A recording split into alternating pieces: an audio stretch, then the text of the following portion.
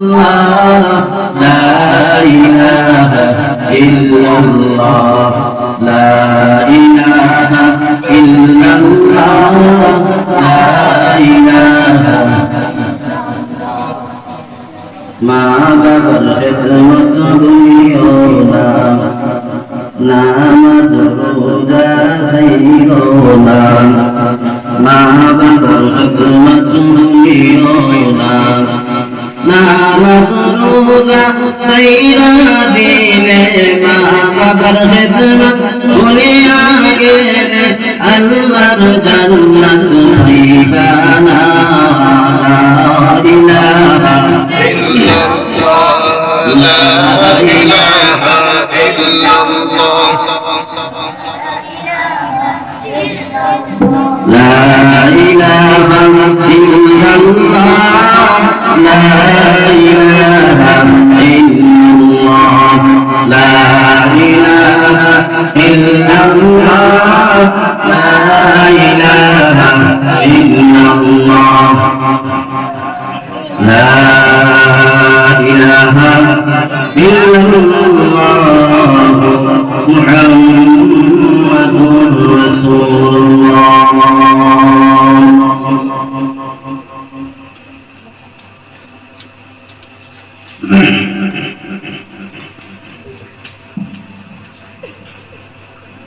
ألا يا ساكن القصر المعلى ستذهب عن قريب في التراب له ملك ينادي كل يوم لدون الموت وابنون الخراب قليل عمرنا في دار الدنيا ومرجعنا إلى بيت التراب لا إله إلا الله لا إله إلا الله لا إله إلا الله محمد رسول الله الحمد لله शाहपुरान लाल खाटों की मदानिया मदानी रहमतुल्लाह मस्जिদের উদ্যোগে অষ্টম তাফসীরুল কুরআন মাহফিল আজ 30 ডিসেম্বর রোজ মঙ্গলবার বর্তমান অধিবেশনের সম্মানিত সভাপতি সাহেব উপস্থিত আমার দিন পিপাসু ছাত্র ভাইরা এবং সর্বস্তরের মুসলমান ভাইরা আপনাদের এই লালকাটঙ্গি মাদানী মসজিদের ওয়াজ মাহফিলে আপনারা এসে বসতে পারছেন, দিনের কথাবার্তা শুনতে পারতেছেন। আল্লাহ রাব্বুল আলামিন সমস্ত মানুষের ভিতর থেকে যাচাই বাছাই করিয়া আপনাকে আমাকে এইরকম একটা দিনী মাদ্রাসায় বসার তৌফিক দান করেছেন। এই জন্য আমরা মহান রব্বুল ইজ্জত ওয়াল জালালের দরবারে অন্তরের অন্তঃস্থল থেকে ঈমানের আওয়াজ থেকে উচ্চ করে সবাই একবার সমস্তে কালিমাতুশ শুকর পড়ি, সবাই বলি আলহামদুলিল্লাহ। আর আওয়াজ করে বলি আলহামদুলিল্লাহ। মুমিনের আওয়াজ যত বেশি উচ্চ হবে, মুসলমানের লা ইলাহা ইল্লাল্লাহর আওয়াজ আর আল্লাহু আকবার ধ্বনির আওয়াজ যত বেশি উচ্চ হবে তত বেশি শয়তান পালাইতে থাকে, ঠিক কিনা বলেন? শুধু তাই না, এই লা ইলাহা ইল্লাল্লাহর আওয়াজ যত বেশি উচ্চ হবে, আল্লাহু আকবারের আওয়াজ যত বেশি উচ্চ হবে, এই লা ইলাহা ইল্লাল্লাহর আওয়াজ একটা বেঈমান নাস্তিক মুরতাদের জন্য একটা সাইক্লোন, একটা ঝড়। মুসলমানরা যখন নারায়ে তাকবীর দেয় তখন বাতিলরা ফরফর করে কাঁপতে থাকে, ঠিক কিনা বলেন? এই লা ইলাহা ইল্লাল্লাহু আল্লাহু আকবারের ধ্বনিতে রাজা গণগোবিন্দের প্রাসাদ ভেঙে তছনছ হয়ে গেছে, ঠিক কিনা বলেন? এই জন্য মুসলমান কখনো বাতিলের সামনে মাথা নত করতে পারে না, ঠিক কিনা বলেন? সামনে মাথা নত করতে পারেন। कटा कर गले बस लगाए कलकला वाले,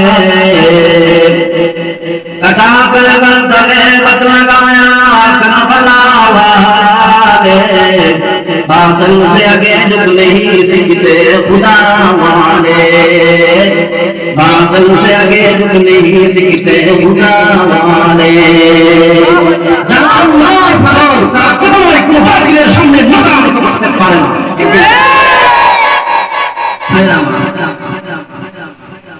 আজকের এই তাফসীরুল কোরআন মাহফিল এই এলাকাবাসীর জন্য একটা নিয়ামত। এই জন্য নিয়ামত এই এলাকাবাসীর যত মুর্দেগান নফল আছেন, কবরের ভিতরে শুয়ে আছেন, মুর্দেগানরা সবচেয়ে অসহায়। একটা মানুষ বিরাট সমুদ্রের ভিতরে একটা ছোট্ট তরি নিয়া একেবারে মধ্যবর্তী স্থানের ভিতরে যাওয়ার পরে চতুর্দিক থেকে এই সমুদ্রের জলের ঝড় আর তুফান শুরু হয়ে গেছে।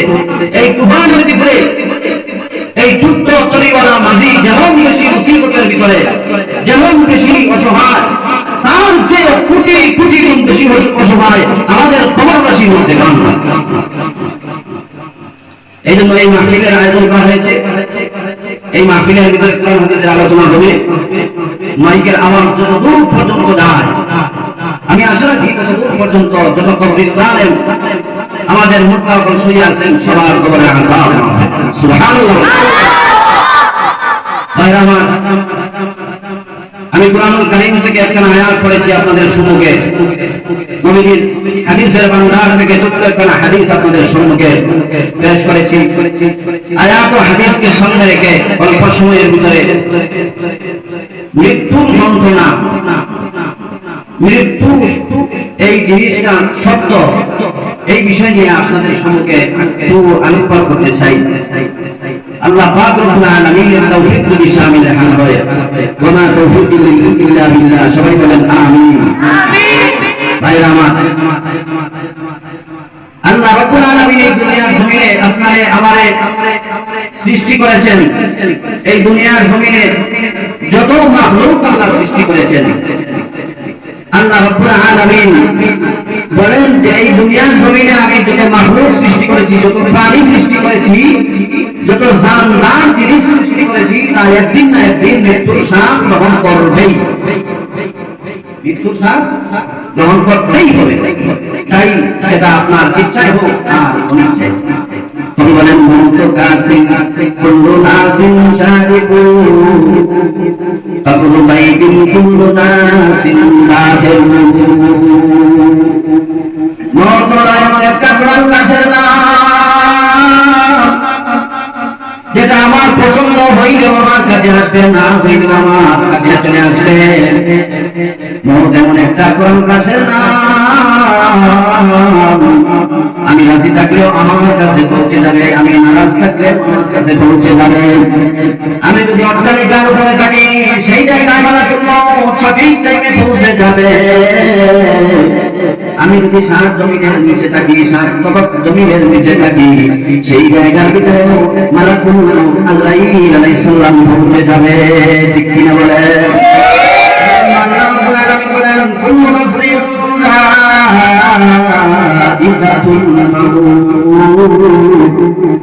প্রত্যেক প্রাণী মৃত্যুর স্বাদ গ্রহণ করবে। প্রত্যেক প্রাণী, প্রত্যেক সৃষ্টিজীব তার একদিন না একদিন এই দুনিয়া ছেড়ে চলে যেতে হবে। আমরা কেউ এই দুনিয়ায় থাকার জন্য আসি না, কেউ থাকতে পারবো না। বলে না আমার ক্ষমতা, তোমার আমার ক্ষমতা ভোট থেকে ফিরে রাখতে পারবে না, এটা আমার বিল্ডিং করা না, না না বিল্ডিং করা না, আপনাকে আমাকে ধরিয়ে রাখতে পারবে না। বলে আমার অনেক টাকা, না না আপনার অনেক টাকা, কোটি টাকা, মিলিয়ন মিলিয়ন টাকা উঠতে হয়, কোনো আমাকে আপনাকে এই দুনিয়ার জমিনে আমরা থাকতে পারবো না, ঠিকই থাকতে পারবো না, একদিন আমরা মরতেই। এই জন্য ভাইরা আমার চির সত্য, পৃথিবীর যত বিজ্ঞানীরা আছেন, যত দার্শনিক, যত পণ্ডিত, সমস্ত ধর্মাবলম্বী মানুষ সবাই একমত যে মৌতকে কেউ অস্বীকার করতে পারে নাই, কেমন পর্যন্ত আর পারবেও না। সব ধর্মের মানুষেরা বিশ্বাস করে যে একদিন জন্মেছি একদিন মৃত্যু হবে, দুনিয়াতে আসছি একদিন যাবো। কিন্তু দুনিয়াতে আসছি একদিন যাবো একদিন এই খেলা শেষ না, এই খেলা শেষ না। দুনিয়ার জমিনে আল্লাহ তাআলা পাঠাইছেন কি জন্য? আর দুনিয়ার জমিনে আমরা আসিয়া করতেছি কি, আর আমাদের শেষ ঠিকানা হবে কোথায়? এই কথাগুলো নিয়ে একটু ভালো চিন্তা করার দরকার আছে না? আসুন আল্লাহ আমাদেরকে কিসের জন্য পাঠিয়েছেন এটা শুনি। আল্লাহ তাআলা বলেন ওয়ালা খালাকুল জিন্না ওয়াল ইনসা ইল্লা লিয়াবুদুন। আল্লাহ তাআলা বলেন আমি জিন জাতি আর মানব জাতির এই দুনিয়ার জমিনে শুধুমাত্র কেবলমাত্র আমার গোলামীর জন্য পাঠাইয়াছি। কিসের জন্য পাঠাইছে? আল্লাহর গোলামীর জন্য, ইবাদতের জন্য, আল্লাহ তাআলার বন্দেগী করার। এই দুনিয়ার জমিনে আমাদেরকে পাঠিয়েছেন। আমাদের আগে আরেক জাতি ছিল, তাদের নাম কি জাতি? জিন জাতি। এই জিন জাতিকে আল্লাহ তাআলা দুনিয়ায় পাঠিয়েছিলেন। দুনিয়ায় পাঠানোর পরে তারা যথেষ্ট পরিমাণ ঝগড়াঝাটি করছে, ফিতনা ফাসাদ করছে, যার কারণে আল্লাহ তাআলা এই জাতিকে বিলুপ্ত করে দিয়েছে। এরপরে সর্ব সৃষ্টির সেরা জীব আশরাফুল মাখলুকাত আপনাকে আমাকে বানাইয়া আল্লাহ তাআলা এই দুনিয়ার জমিনে পাঠাইছেন। পাঠাইয়া বলছেন ও বনি আদম, যাও দুনিয়ার জমিনে তোমাদেরকে দিয়ে দিলাম, তোমরা চলো বিচরণ করো, খাও দাও, ভক্তি করো, সমস্যা নাই। কিন্তু যখন নামাজের টাইম আসবে তখন 5 বেলা নামাজ মসজিদে আসিয়া আমার কুদরতি পায়ে সেজদা দিও, আমার ইবাদত বন্দেগী করিও, আমার গোলামি করিও। আল্লাহ তাআলা শুধু বলেন নাই যে দুনিয়াদারি সব দুনিয়াদারি বাদ দিয়া, বিয়া শাদী সংসারী ব্যবসা বাণিজ্য সব কিছু বাদ দিয়ে শুধু আমার কুদরতি পায়ে মাথা টেকাইয়া রাখো, এই কথা আল্লাহ বলেন নাই। আল্লাহ বলছেন তুমি তোমার দুনিয়াদারি করো, সংসারী করো, ব্যবসা করো, তোমার চাকরি করো, সব কিছু করো, কিন্তু 5 বেলা যখন মসজিদে আযান হয়, আযান থেকে দৌড়াইয়া আসিয়া আমার কুদরতি পায়ে সেজদা দিয়ে সেজদা দিয়ে গেলে আল্লাহ তাআলা কোন জিনিসের সবচেয়ে বেশি হন জানেন আপনারা? বলেন না, কথা বলেন। সবচেয়ে আল্লাহ তাআলা নিকটবর্তী কোন সময় বান্দা হইতে পারে জানেন? আল্লাহ বলেন মাসজুদ ওয়াক্তারিব, যখন একজন বান্দা বান্দি আল্লাহ তাআলার কুদরতি পায়ে সেজদা মারে, যখন আল্লাহ তাআলার কুদরতি পায়ে তার কপালটা দেখায় দেয়, তখন বান্দার বান্দি আল্লাহ তাআলার সবচেয়ে নিকটবর্তী হয়ে যায়। সুবহানাল্লাহ। আর আমরা দুনিয়াতে আসিয়া মন চাই জিন্দেগি চালাইতেছি, মনে চাইতেছে খেলাধুলা দেখতেছি, মন চাইতেছে সময় নেই, মোবাইল টিপতে টিপতে সময় নষ্ট করতেছি। যুবক ভাইয়ের আমার, এই জন্য আল্লাহ তাআলা এই দুনিয়া আমার আপনাকে পাঠাই নাই গো ভাই। আল্লাহ তাআলা পাঠাইছেন দুনিয়ার সব কাজ কাম তুমি করো বান্দা, কিন্তু আমি আল্লাহকে বলে দেব। আল্লাহকে যদি স্মরণ করো তাহলে তোমার ব্যবসাও তোমার ইবাদত। আল্লাহকে স্মরণ করিয়া তুমি চেষ্টা করে কাজ করো, তাও ইবাদত। আল্লাহকে স্মরণ রাখিয়া তুমি যদি চাকরি করো, তাও ইবাদত। আল্লাহ রাব্বুল আলামিন বলেন বান্দারে কিয়ামতের দিন সর্বপ্রথম নামাজের হিসাব হবে। এই জন্য নামাজকে তুমি বাদ দিও না। নামাজ সর্বপ্রথম তুমি আদায় করো। ফজরের নামাজ তুমি জামাতের সাথে আদায় করার পর তুমি এবার তোমার সাংসারিক কাজে, তোমার ক্ষেতের কামে চলে যাও, তোমার ব্যবসা বাণিজ্যে চলে যাও, তোমার চাকরিতে চলে যাও। আবার সময় মতো যখন জোহরের আযান হয়ে যাবে, এই জোহরের আযান পড়ার সাথে সাথে তোমার ব্যবসা বাণিজ্য, চাকরি, তোমার ক্ষেত খামার, তোমার কৃষি কাজ বন্ধ করিয়া, সাংসারিক কাজ বন্ধ করিয়া আমি আল্লাহ রাব্বুল আলামিনের কুদরতি পায়ে আসিয়া সেজদা দাও, জোহরের নামাজটা আদায় করো। আল্লাহ রাব্বুল আলামিন বলেন এই ফজর থেকে জোহরের মধ্যবর্তী সময় তুমি দুনিয়াদারি করেছো, সব তোমার ইবাদত। এই মধ্যবর্তী সময় আমি দুনিয়াদারি করেছি, কিন্তু আল্লাহর হুকুম পালন করেছি। আল্লাহ বলেন এই মাঝখানের সময়টুকু, ফজর থেকে জোহরের ভিতরের সময়টুকু তোমার হিসাব করা হবে না। আল্লাহ তাআলা এই পুরো সময়টা আপনার আমার আমলের ভিতরে সবের খাতায় দিয়ে দিলেন। সুবহানাল্লাহ। নামাজ কই আযান হইবে, এলাকার ভিতরে যত মুসল্লিরা আছে যদি সবাই মসজিদে চলে আসতো তাহলে এই মসজিদের জায়গা হইতো। আল্লাহ নবী সাল্লাল্লাহু আলাইহি ওয়াসাল্লাম বলেছেন যেই দিন দেখবেন জোহর মসজিদের মতো মুসল্লিরা ফজরের জামাতে এশার নামাজে শুরু হয়েছে, আসা শুরু হয়েছে, মনে করবা যে আমার উম্মতেরা কামিয়াব হয়ে গেছে, আমার উম্মতেরা কামিয়াব হয়ে গেছে। কিন্তু আজ আমরা মুসল্লিরা আজান হয় নামাজ নাই। দুই চারজন নামাজি আছে যারা নামাজ পড়ে, এরা ঠিকই পড়ে না, যারা এরা নতুন করে আর সিদ্ধান্ত পাল্টাইয়া আজ থেকে নামাজটা আমি আর ছাড়বো না, সিদ্ধান্ত পাল্টাইয়া নতুন করে নিয়ত করে মসজিদে আসার ইচ্ছা করে না। যদি কত যুবক ভাইরা আমার নামাজ সম্পর্কে যদি বলতে যাই ঘন্টার পর ঘন্টা বলতে পারবো, কিন্তু না, আমার বিষয় শুনে না। আমি বলতে চাচ্ছি আল্লাহ তাআলা আপনারা আমার এই দুনিয়ার জমিনে পাঠাইছেন শুধুমাত্র খাওয়া ঘুমানোর জন্য না, আর সাংসারিক দুনিয়াদারির জন্য না, চাকরি ব্যবসার জন্য না। আল্লাহ তাআলা আপনারা আমার এই দুনিয়ার জমিনে পাঠাইছেন আল্লাহ গোলামির জন্য। এই গোলামিটা ভুল না, বাকি সব গুলো হইল ওভার টাইম। চাকরি করলে ওভার টাইম করলে ফ্রি টাকা দেয় না, বসে দেয় না। আপনার ডিউটি 8 ঘন্টা, 8 ঘন্টার পরে যদি আরো 2 ঘন্টা করেন তাহলে 2 ঘন্টা আপনার পাওয়া যায়। ঠিক তত করে এই 5 ওয়াক্ত নামাজ পড়ে এটা মূল ডিউটি আমাদের। এই মূল ডিউটির পরে বাকি যে অবসর টাইম আমরা নফল ইবাদত করি, আর ওয়াকিনের নামাজ পড়ি, ইশরাকের নামাজ পড়ি, তাহাজ্জুদের নামাজ পড়ি।